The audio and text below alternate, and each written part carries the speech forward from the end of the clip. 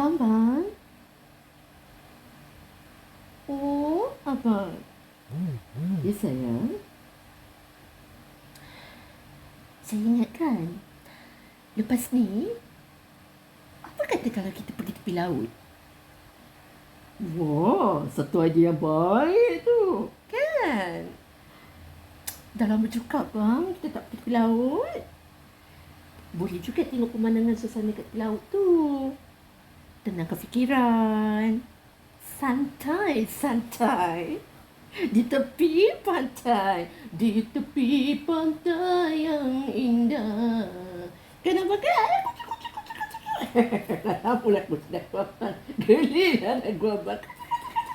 Oh, sorry. Alah. Alah, abang ni sikit-sikit dah jatuh. Sikit-sikit dah terlentang. Alah, hai. Abang ni, inilah saya rasa kurang makan suplemen. Kat rumah banyak kali saya dah pesan nasihatkan abang. Banyak kali saya dah ingatkan abang. Jangan lupa ambil suplemen. Minum cucu aka susu. Bagus untuk pembesaran tulang abang, oi.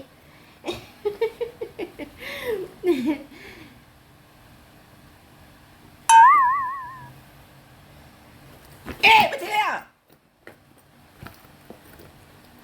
Aduh, kak sakitlah kak pipi saya.